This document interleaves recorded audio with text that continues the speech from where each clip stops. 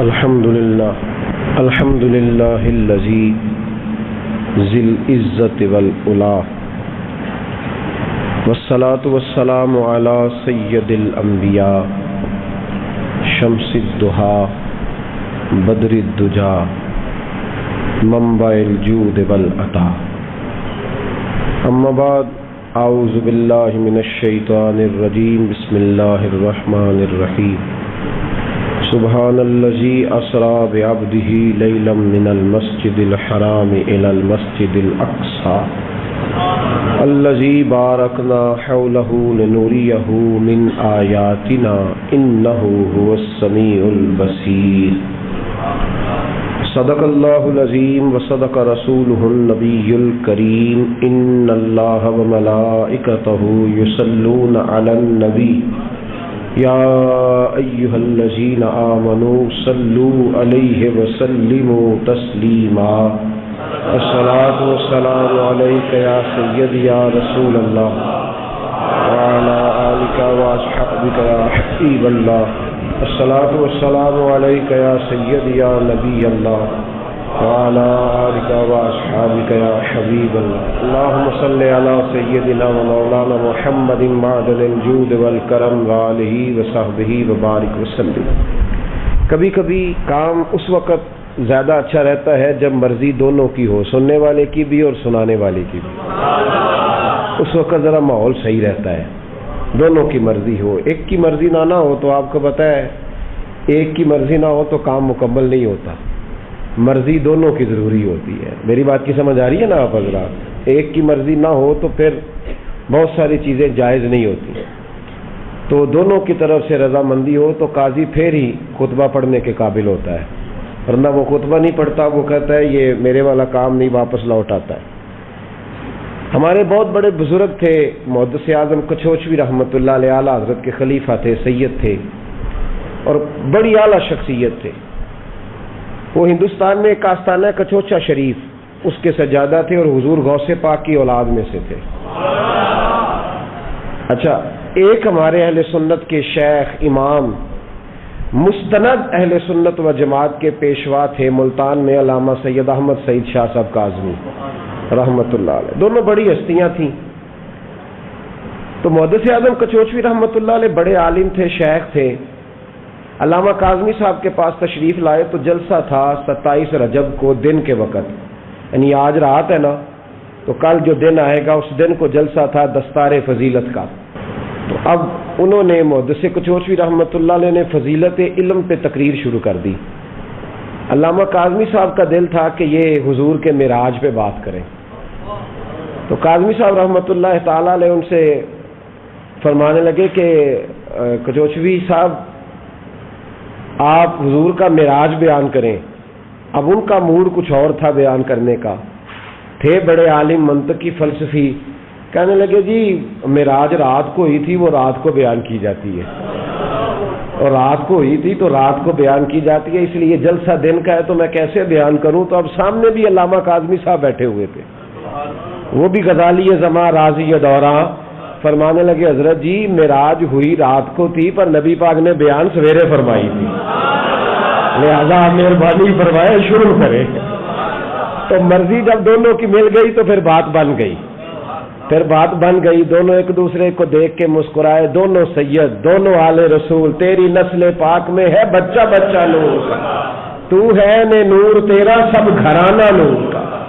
تو یہ معراج کا واقعہ ہو یا میلاد کا واقعہ ہو، اس دونوں چیزوں کے اندر نا سامعین بڑے اور ناظرین ہو یا سامعین ہو یا بیان کرنے والے ہوں، یہ ایک خاص تازگی مانگتا ہے، ایک خاص حسن مانگتا ہے. حضور کا معراج ہے نا جی، وہ سرورے کشورے رسالت جو عرش پر جلوہ گر ہوئے تھے، نئے نویلے ترب کے ساما عرب کے مہمان کے لیے تھے. اور اعلیٰ حضرت رحمۃ اللہ علیہ فرمانے لگے کمان امکان کے جھوٹے نکتوں تم اول اور آخر کے پھیر میں ہو، محیط کی چال سے تو پوچھو کدھر سے آئے کدھر گئے تھے. محیط کی چال سے تو پوچھو کدھر سے آئے.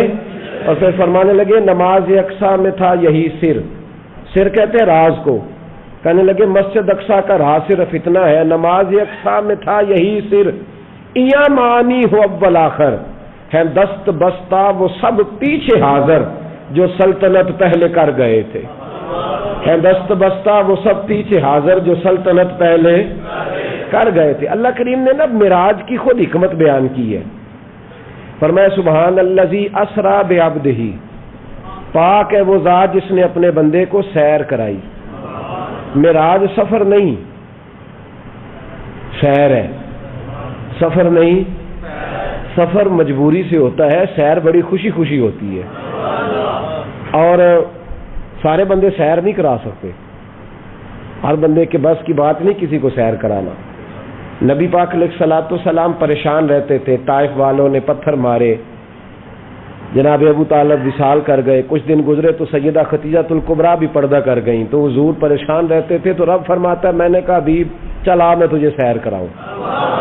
سبحان الذی اسری، پاک ہے وہ ذات جس نے اپنے بندہ خاص کو، یہ سیر ہے میرے نبی، یہ سفر نہیں حضور کا، یہ حضور کا سفر نہ سیر ہے، یہ سیر ہے جس میں حضور سواری پہ بیٹھے ہیں تو جہاں اس کی نظر جاتی ہے وہاں اس کا قدم جاتا ہے، یہ سیر ہے جو اللہ کرا رہا ہے۔ جب اللہ محبوب کو معراج کرائے تو وہ سیر ہے، اور جب امتی اپنے نبی کو پکارے پھر حضور سیر کرتے ہوئے نہیں آتے، پھر نبی پاک سفر کرتے ہوئے آتے ہیں، اور سفر جو ہوتا ہے نا وہ سیر سے جلدی ہوتا ہے، سیر تو بندہ دیکھتے دیکھتے کرتا ہے، تو سفر ذرا جلدی جلدی کرتا ہے۔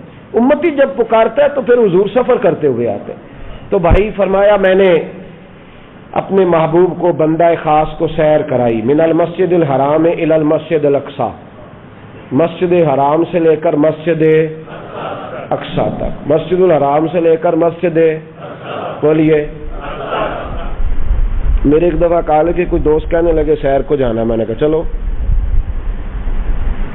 ضد کرتے تھے تو میں ان کے ساتھ ہو گیا، تو اسلام آباد کی طرف جانا تھا، تو سب سے پہلے میں انہیں عیدگاہ شریف حافظ عبد الکریم صاحب کے مزار پہ لے گیا، پھر اس کے بعد حضرت امام بری صاحب چلے گئے، پھر اس کے بعد فیصل مسجد چلے گئے، کہنے سی سیر کرنا ایسا کہ مسیطا ویکھنا ایسا، تو انہوں مسیطا مخان تے لاتا ہے، اور میں نے کہا دانو یہ جو سیر ہے نا اللہ والوں کی، یہ تو سیر قرآن نے بیان کی، من المسجد الحرام الی المسجد الاقصی، مسجد سے سیر شروع ہوئی اور ختم کہاں ہوئی؟ تو وہ عجیب بندہ ہے جو سیر کرنے جائے اور اس علاقے کی مسجد میں نہ جائے، اس کا مطلب ہے وہ سیر کو سمجھا ہی نہیں، اصل سیر شروع بھی مسجد سے ہوتی ہے اور ختم بھی، وہ بڑا خوش نصیب ہے جو عمرہ کرنے جاتا ہے تو مسجد میں نفل پڑھ کے جاتا ہے اور اگلے جا کے بیت اللہ شریف میں پڑھتا ہے۔ یہ مسلمان کی سیر ہے کہ وہ مسجدیں دیکھے، بیت اللہ دیکھے، اللہ کا گھر دیکھے، اللہ کے ولیوں کے مزار دیکھے، مسلمان کی یہی سیر ہے۔ بہرحال اس پر میں کچھ باتیں کر سکا، میں تھوڑا آگے جانا چاہتا ہوں۔ مسجد اقصی کون سی؟ الذی بارکنا حولہ، اللہ فرماتے ہیں جس کے ارد گرد ہم نے برکتیں رکھی، جس کے مسجد کے اندر برکت ہوتی ہے کہ ارد گرد ہوتی ہے؟ الذی بارکنا حولہ، جس کے ارد گرد ہم نے، اصل میں نا میں اکثر یہ کہتا رہتا ہوں، اور آج کل کچھ ایشوز ایسے کھڑے ہوئے ہیں آثار رسول صلی اللہ علیہ وسلم کے مسئلے پہ کہ میں زیادہ یہ چیزیں بیان کر رہا ہوں۔ او خدا کے بندو، دین کو پڑھو، دین کو سمجھو، برکت مسجد کے اندر ہوتی ہے، دائیں بائیں نہیں ہوتی۔ اللہ نے فرمایا الذی بارکنا حولہ، وہ مسجد جس کے ارد گرد ہم نے برکتیں رکھی ہیں۔ ساری تفسیریں اٹھا کے دیکھ لو، مسجد اقصی کے ارد گرد نبیوں کے مزارات ہیں، انبیاء کی قبریں ہیں، تو اللہ فرماتے ہیں ہم نے اس کے ارد گرد برکتیں رکھی ہیں۔ تو اگر عام انبیاء کے مزار ہوں تو وہاں بڑی برکت ہوتی ہے، تو جہاں امام الانبیاء کا مزار ہو، جہاں رسول کائنات کا مزار ہو، وہاں برکت ہی کوئی نہیں، وہ جگہ تبرک والی نہیں۔ الذی بارکنا حولہ، تو نبی پاک صلی اللہ تعالی علیہ وسلم کے بارے میں رب فرماتے ہیں کہ ہم نے اس جگہ کی سیر کرائی جس کے ارد گرد ہم نے برکتیں رکھی، تو خود حکمت بیان کی اللہ نے، فرمایا سیر اس لیے کرائی ہے لنوریہ من آیاتنا، تاکہ ہم اپنے نبی کو اپنی نشانیاں دکھائیں، اپنے رسول کو اپنی، انہ هو السمیع البصیر، بے شک وہ سننے والا بھی ہے اور دیکھنے والا بھی۔ ہم اپنے نبی کو اپنی، حضور نے بڑی نشانیاں دیکھی معراج کی رات، اور بڑے تحفے لے کے آئے حضور معراج سے، بڑے بڑے تحفے محبوب لے کے آئے۔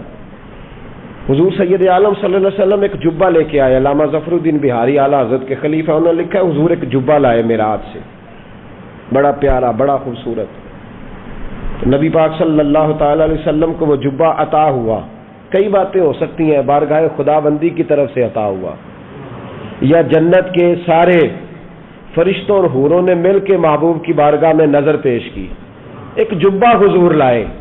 علامہ بہاری علیہ رحمہ فرماتے ہیں نبی پاک علیہ الصلوۃ والسلام جبہ لے کے آئے تو حضور علیہ الصلوۃ والسلام کا دل چاہا کہ میں آگے دے دوں. اللہ والوں کی یہ صفت ہے، صفت ہے ان کی. طمع نہیں، منع نہیں، جمع نہیں.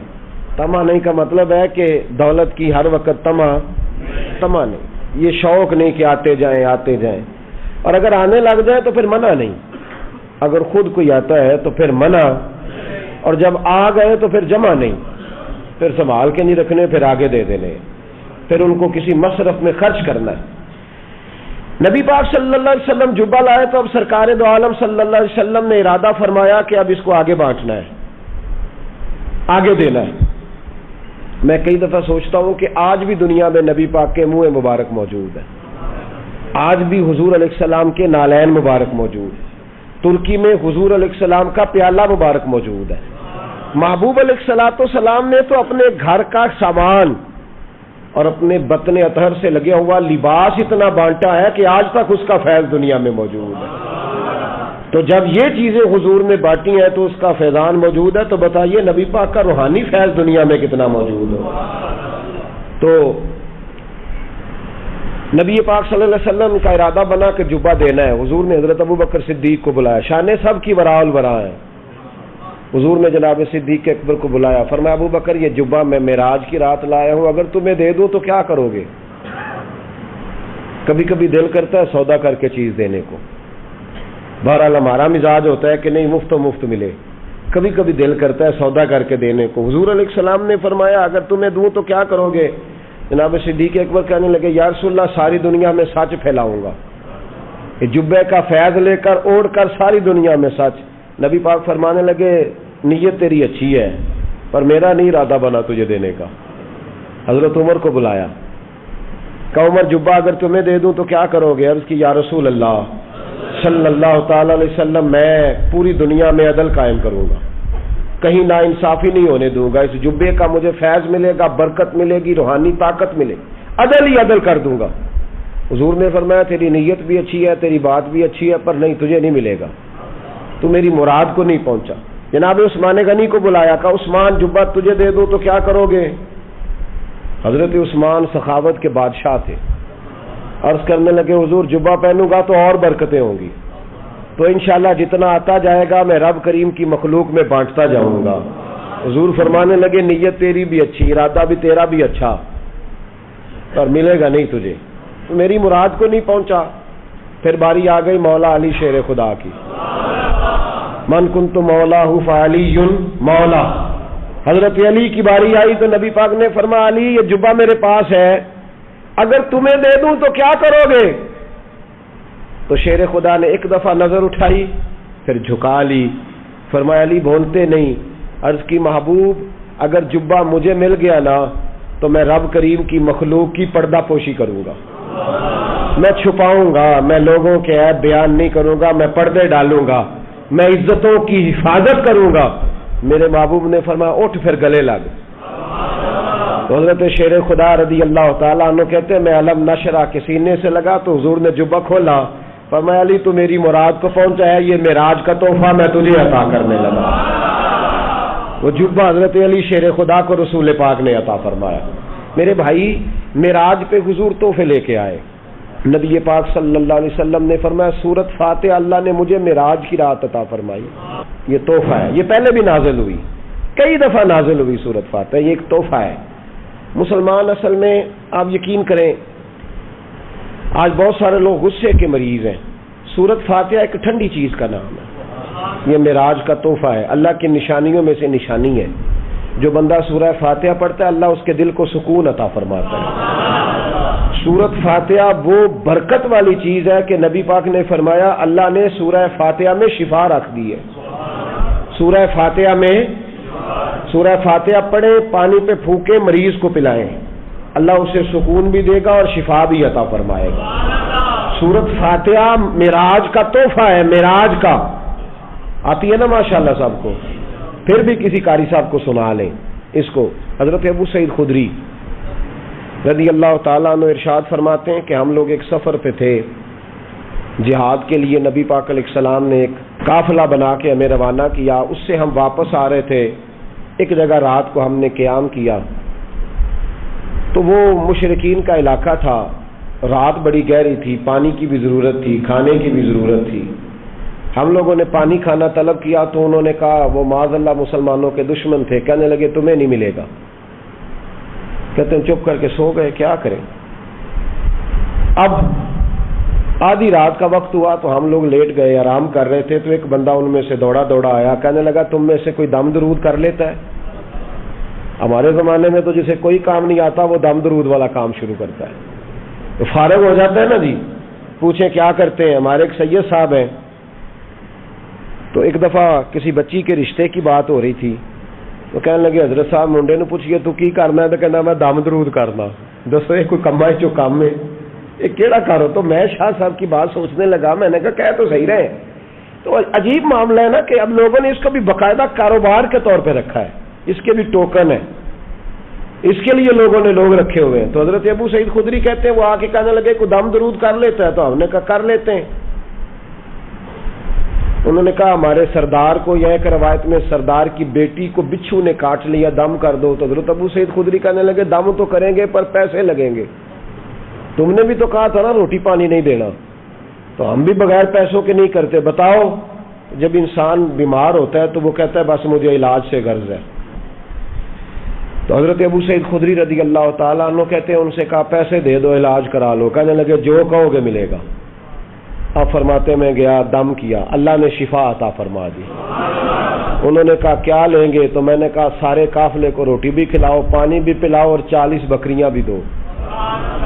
اب انہوں نے دی، چونکہ ان کو آرام آیا تھا، اب بکریاں لے کے آئے، کھانا کھلایا، وہ تو چلے گئے، تو صحابہ میں اختلاف ہو گیا۔ کچھ صحابہ کہنے لگے ابو سعید لینی چاہیے تھی، کچھ کہنے لگے نہیں لینی چاہیے تھی یار۔ حضرت ابو سعید خدری کہنے لگے چپ کر کے سو جاؤ یار، یہ چند کلومیٹر پہ مدینہ ہے، سویرے اٹھیں گے نبی پاک کی بارگاہ میں جائیں گے، اگر حضور نے کہا رکھ لو تو پھر تو موجیں بن گئی، پھر تو موج لگ گئی، اور اگر حضور نے فرمایا نہیں لینی چاہیے تھی تو روٹی پانی کے پیسے دے جائیں گے، بکریاں ہانک کے چھوڑ جائیں گے، جھگڑے والی کیا بات۔ لوگ سو گئے، سویرے مدینے گئے، حضور کو جب بات سنائی تو صحابہ کہتے ہیں حضور اتنا مسکرائے کہ دانتوں سے نور نکلنے لگا۔ آپ یقین کریں محبوب کی شان، حاجی صادق صاحب فرمایا کرتے تھے شان مدینے والے دی تے زبان بریلی والے دی، یہ انداز کمال ہے۔ اعلیٰ حضرت فرماتے ہیں جس کے گچھے سے لچھے جڑے نور کے، ان ستاروں کی نزہت پہ لاکھوں سلام، اور جس کی تسکین سے روتے ہوئے ہنس پڑے، اس تبسم کی عادت پہ لاکھوں سلام۔ نبی پاک مسکرائے، ابو سعید یار تیری بات کا بڑا مزہ آیا ہے، تو نے 40 بکریاں لے لی، حضور 40 لے لی، تو حضور مسکرا کے فرمانے لگے پڑھا کیا تھا دم کرتے وقت؟ وہ پڑھا کیا تھا؟ تو کہا یا رسول اللہ پڑھنا کیا تھا؟ ایک دفعہ آپ نے فرمایا تھا سورۃ فاتحہ میں شفا ہے، اور میں نے پڑھ کے پھونک دی، اللہ نے شفا دے دی۔ تو محبوب فرمانے لگے سورۃ فاتحہ کس نے سکھائی تھی؟ کہا حضور آپ نے۔ تو فرمایا پھر 20 بکریاں میری ہیں، 20 تمہاری ہیں، لاؤ آدھی آدھی کرو، استادوں کا حق ہوتا ہے، لاؤ آدھی آدھی کرو۔ اب تو استاد کو حق لوگ جانتے نہیں نا، میرے ہاتھوں کے تراشے ہوئے مٹی کے صنم آج بت خانے میں بھگوان بنے بیٹھے ہیں، اب تو لوگ پوچھتے ہی نہیں نا استادوں کو۔ گئی بات، زمانہ بیت گیا، وہ پتھر جن کو سکھائی تھی قوت گویائی ہم نے، وہ جب بولنے لگے تو ہم پر ہی برس پڑے، اب تو پوچھتا کوئی نہیں۔ تو نبی کریم صلی اللہ تعالی علیہ وآلہ وسلم فرمانے لگے لاؤ بھائی 20 بکریاں میری، 20 تمہاری۔ تو حضرت ابو سعید خدری کہتے ہیں ایسا مجمع میں نور دوڑا، ایسا چہروں پہ حسن دوڑا کہ میری بھی آنکھوں میں آنسو آ گئے۔ میں نے کہا یا رسول اللہ 20 کیا، بکریاں بھی آپ کی، ہم بھی آپ کے، حضور ہماری نسلیں بھی آپ کی، ہر شے یا رسول اللہ آپ کی ہے۔ تو حضور نے فرمایا جاؤ تمہارا یہ سارا کچھ، یہ ان کا مال ہے، سمجھ لو مال غنیمت ہے، جاؤ جا کے استعمال کرو۔ تو سورۃ فاتحہ اتنی بڑی چیز ہے، یہ معراج کا تحفہ ہے۔ یہ کیا ہے؟ اور پھر معراج کا تحفہ ہے آمن الرسول سے لے کر سورۃ بقرہ کے اختتام تک، یہ معراج کا تحفہ ہے. یاد کرنا چاہیے نا؟ بولے تو صحیح. ابھی پڑھیے گا معراج کا تحفہ ہے. جب آپ کو ٹائم دیں گے نا تھوڑا سا عبادات کے لیے اپنا اس میں اس کو تلاوت کریں. یہ معراج کے تحفے ہیں. پھر نماز معراج کا تحفہ ہے. آپ کو بتاؤں، نماز ایک لذت والا کام ہے، نماز ایک ذوق والا کام ہے. بزرگ تھے تو مجھ سے ایک دفعہ میں بڑے دور سفر سے آیا بس سے واپس، تو مجھے کہنے لگے کوئی گاڑی کا ارینج کرو، بسوں پہ سفر نہیں ہوتے، کام خراب ہوتا ہے. تو میں نے ایسے ہی عرض کر دیا، میں نے کہا حضور اپنی گاڑی کا کیا فائدہ ہوتا ہے؟ بزرگوں کی سوچ ہے نا. فرمانے لگے اپنی گاڑی کا فائدہ ہے کہ نماز قضا نہیں ہوتی، جہاں وقت آتا ہے بندہ وہیں کھڑی کر کے پڑھ لیتا ہے، وہیں پڑھ لیتا ہے. بھائی نماز ایک لذت ہے، نماز ایک حسن ہے.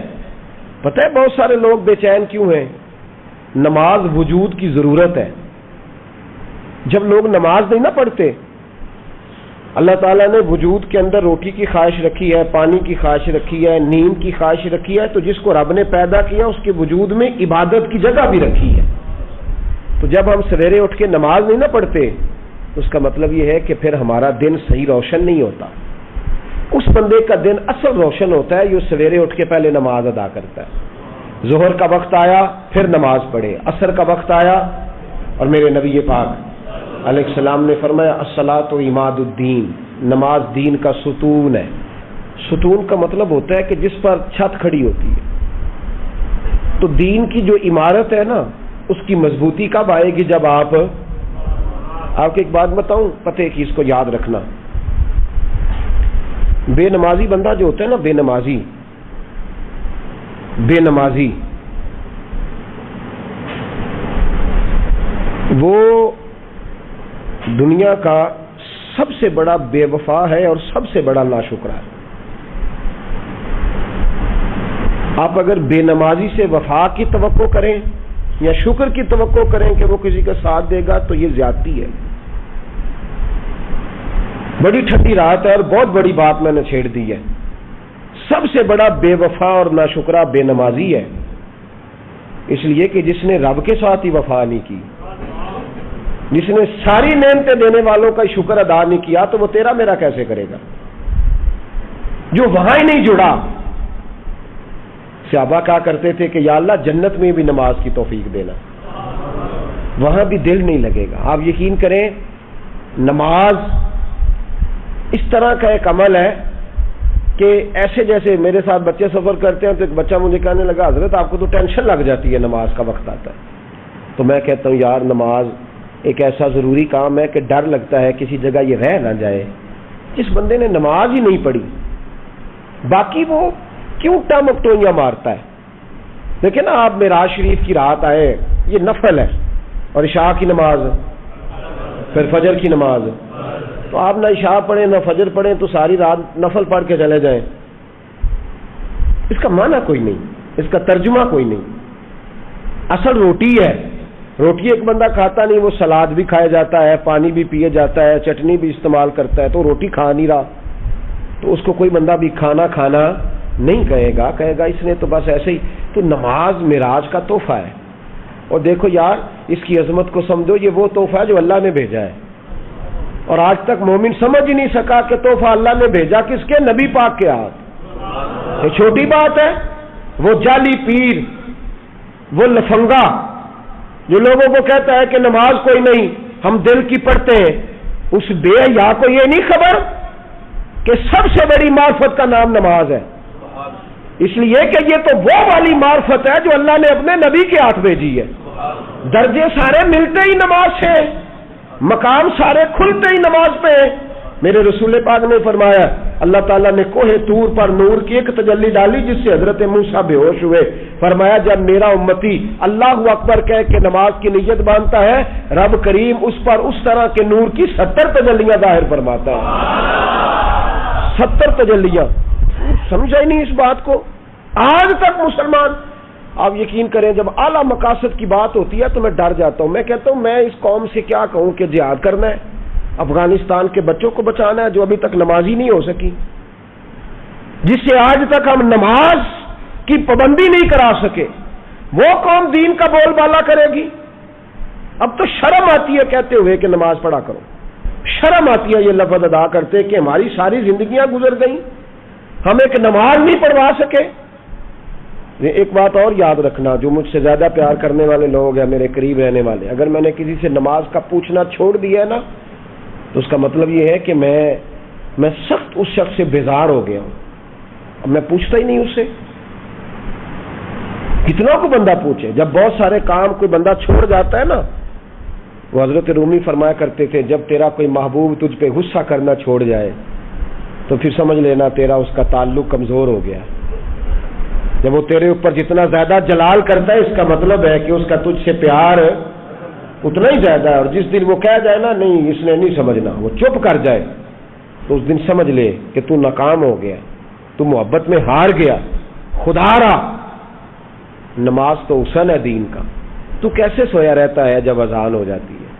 تجھے کیسے خیال نہیں آتا جب تجھے مسجد, تو بتا تو صحیح, اللہ کی دھرتی پہ رہ کے, اس کے آسمان کے نیچے اس کی روٹی کھا کے, پھر وہ جب سزا دیتا ہے نا تو پھر کروڑوں روپیہ دراز میں پڑا ہوتا ہے, پر مالک کہتا ہے بس سوائے دوائی کے کوئی شے نہیں تجھے کھانے دوں گا, کھا کے دکھا, کر جرت, کر ہمت. اس وقت خیال آتا ہے پھر لوگ اللہ تعالیٰ معاف کرے ہسپتال کے بیڈ پہ نجتے باندھ کے لیٹے ہوئے. کیا مطلب ہوا؟ جب تیرے پاس موقع تھا, جب تیرے پاس وقت تھا, تب تو نے کیوں نہیں پڑھی؟ بے نمازی اتنا بڑا ظالم ہے کہ وہ اللہ تبارک و تعالیٰ کی ساری نعمتیں کھاتا جاتا ہے, ہڑپ کرتا جاتا ہے, اور اس کے حکم کی پیروی نہیں کرتا. اس زیادتی سے باہر نکلے. اور نماز میں ملتا کیا ہے؟ میرے رسول کریم سید عالم کے غلاموں, حضرت مولا علی شیر خدا کو تیر لگ گئے ایک جنگ میں, اور تیر پیوست ہو گئے وجود کے اندر. حکیموں کو بلایا گیا نکالنے. انہوں نے کہا علی یہ اتنے سخت لگ گئے ہیں کہ آپ کو درخت سے باندھیں گے پھر کھینچیں گے. اب تو زمانہ ہے نا انجیکشن ہو جاتا ہے, بے ہوش کر لیتے ہیں. کہا آپ تڑپیں گے کیا, قربان جائیں. اب وہ جو حضرت علی کا نام لے کے بھنگ چرس پی کے اللہ اللہ کو, ان کو ہوش ہی کوئی نہیں نماز کی. حضرت علی سے کہا کہ آپ کو باندھیں گے درخت کے ساتھ پھر کھینچیں گے ورنہ نکلیں گے نہیں. تو مولا علی فرمانے لگے ضرورت ہی کوئی نہیں.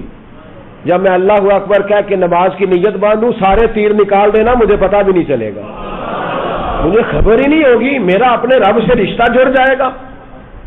اور اتنی حسین نماز, سب لوگوں نے بڑی نماز پڑھی, سب لوگوں نے. حضرت عبداللہ بن رواحہ فرمایا کرتے تھے مصلی پہ جو رنگ میں نے علی کا دیکھا ہے وہ میں نے کسی کا نہیں دیکھا. مصلی پہ جو رنگ میں نے دیکھا ہے وہ شیر خدا کے علاوہ میں نے کسی کا دیکھا. وہ بڑی بات ہے بھائی.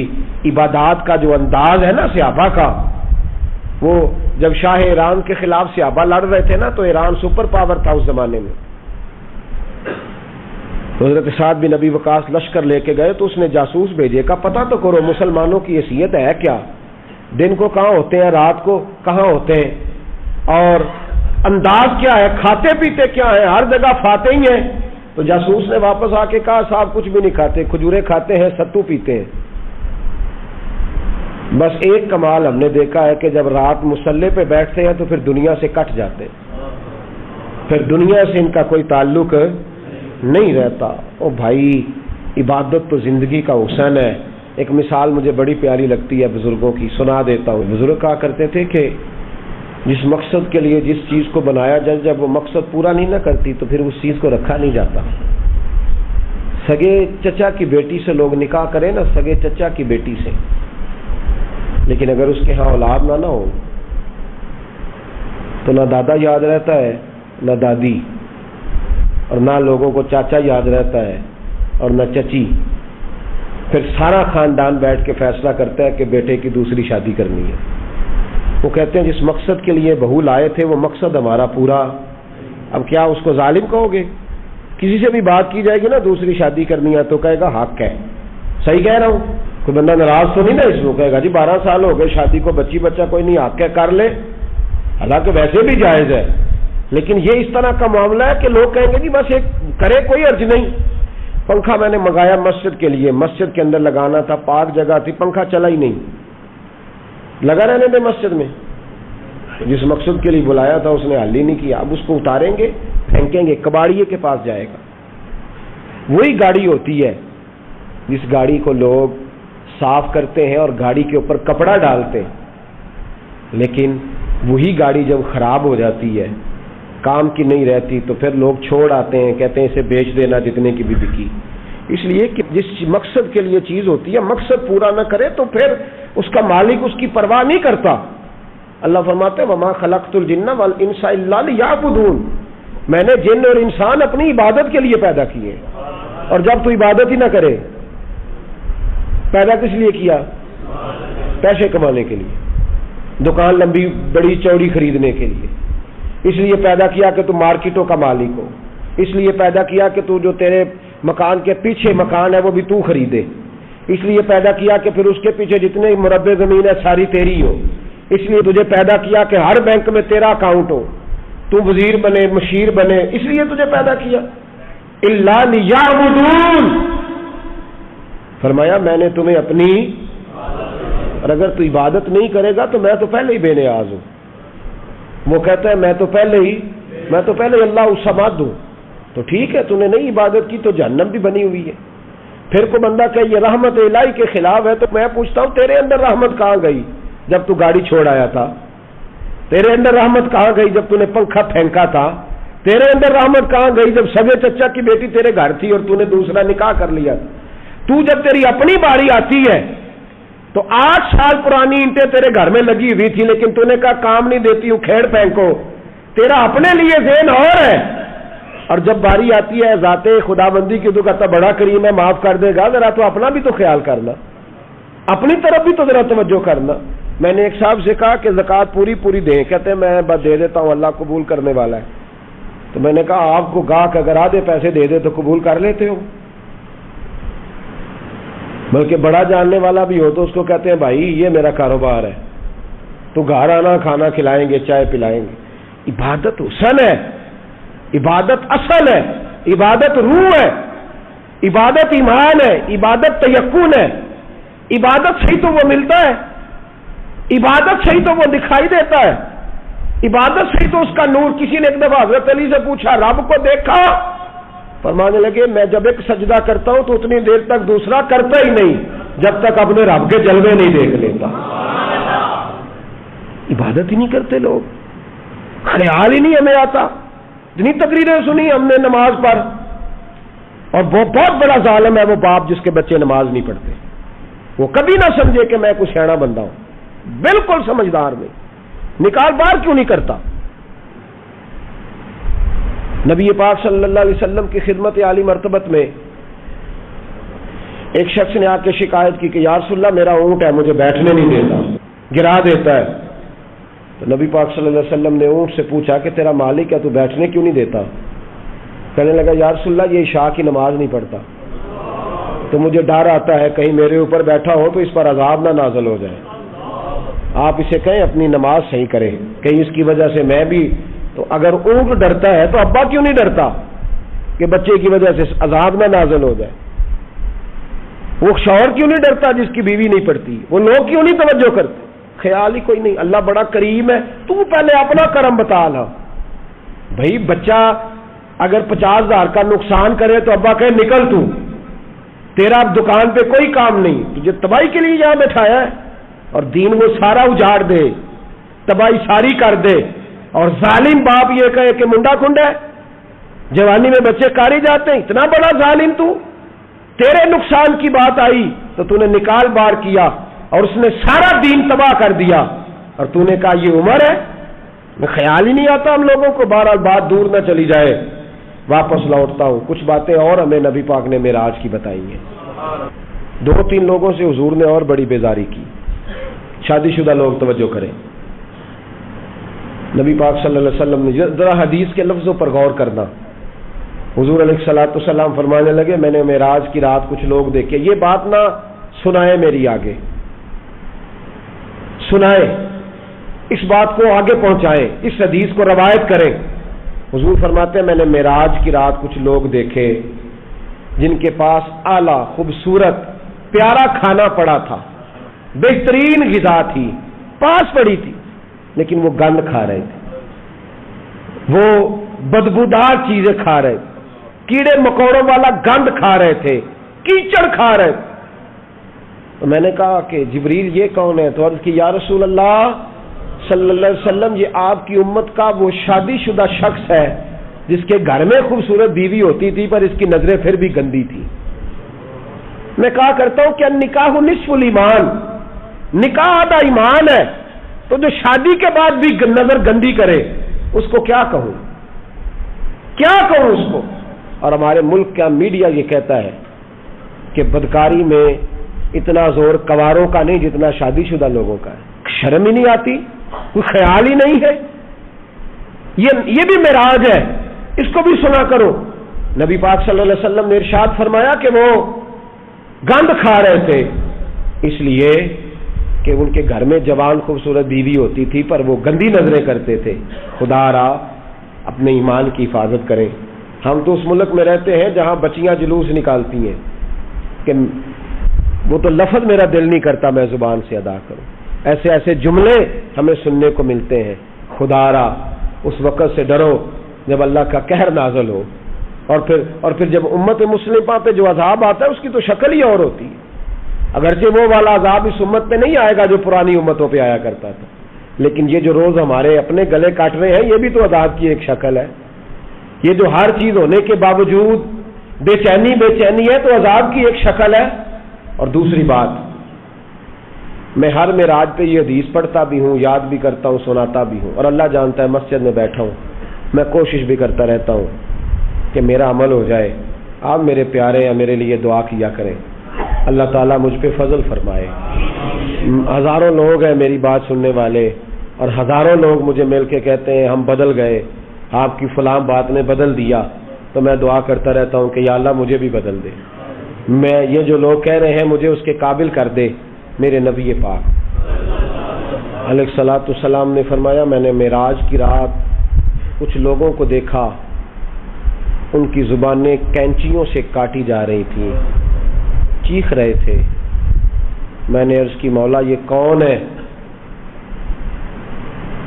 تو حضرت جبریل امین مجھے بتانے لگے، عرض کرنے لگے یا رسول اللہ صلی اللہ علیہ وسلم، وہ رب کے نمائندے عرض کرنے لگے یا رسول اللہ یہ آپ کی امت کے وہ علماء ہیں، وہ خطیب ہیں، وہ واعظین ہیں، وہ لمبی تقریریں کرنے والے لوگ ہیں جو لوگوں کو درس تو دیتے تھے لیکن خود عمل نہیں کرتے تھے۔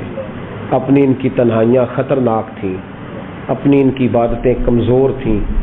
آپ یہ اسی چکر میں رہتے تھے کہ میرا استقبال بڑا ہوتا ہے، اسی چکر میں رہتے تھے کہ فلانا میری بڑی تعریف کرتا ہے، اسی چکر میں رہے کہ کتنی پیاری فوٹو میری بورڈ پہ لگی ہوئی ہے، اسی کھاتے میں رہے۔ یہ دعا کریں یہ احساس نہ پیدا ہو کہ ہم کوئی شے ہے۔ اللہ تبارک و تعالی جہاں ہم ہیں ہمیں اس معیار پر اپنی بارگاہ کے قریب کر کے رکھے اور محفوظ رکھے۔ لما تقولون ما لا تفعلون، اللہ فرماتے ہیں وہ بات کیوں کہتا ہے جس پر تو عمل نہیں کرتا۔ میرے بھائی ایک اور بات سن لیں اور میں اپنی بات کو سمیٹوں۔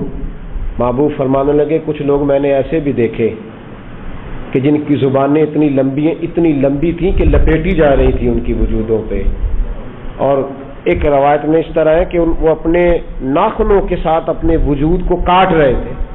معراج کی رات دیکھا تو میں نے پوچھا جبریل یہ کون ہے؟ تو مجھے بتایا گیا یا رسول اللہ چغل خور ہے، غیبت کرنے والے، لوگوں کی پگڑیاں اچھالنے والے، پھٹے پہ بیٹھ کے، چوک پہ بیٹھ کے، دکان پہ بیٹھ کے رات کو تنہا میں اس کی غیبت کر۔ چھوٹا گناہ ہے، نبی پاک صلی اللہ علیہ وسلم نے فرمایا غیبت کا گناہ زنا سے بھی زیادہ ہے۔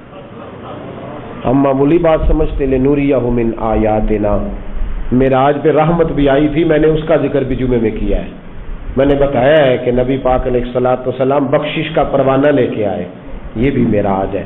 اپنے آپ کو بدلو، اپنے آپ کو تنہائیوں میں لے جا کے سوچو، اور خدا را وقت بڑا گزر گیا ہے، اب یہ ارادہ چھوڑ دو کہ میں کل سے شروع کروں، یہ ارادہ چھوڑ دو کہ بس میں اگلے مہینے سے نیک، بس کر دو، بڑا اپنے ساتھ ظلم ہو گیا کہ بس تھوڑا سا ٹائم ہے پھر میں نے بدل جانا ہے. مسجد بھی ہے, معراج شریف بھی ہے, رات بھی ہے, اور وہ وقت ہے جس وقت اللہ قبول فرمایا کرتا ہے. آج اس سے کہو کہ یا اللہ ہم بدلنے کے لیے آئے, اس سے توفیق مانگو, آج نہیں ابھی سے اپنے آپ کو تبدیل کریں. وہ جگہ چھوڑ دیں جہاں بیٹھ کے گناہ ہوتا ہے, وہ دوست چھوڑ دیں جن کی صحبتیں ہمیں جہنم کی طرف لے جا رہی. آ جاؤ واپس, بس کر دو. خدا را ہمیں اپنے وجودوں پر رحم کھانا چاہیے, ہمیں ڈرنا چاہیے. تو معراج کی یہ نشانیاں ہمیں رسول کریم علیہ الصلوۃ والسلام نے عطا کی ہیں. رب کریم ہم سب کو اپنے محبوب کی سچی غلامی عطا فرمائے, اور حضور علیہ الصلوۃ والسلام کی صحیح فرما برداری کے اللہ ہمیں موقع نصیب فرمائے. اللہ توفیق عمل عطا فرمائے. آخر دعوانا الحمدللہ.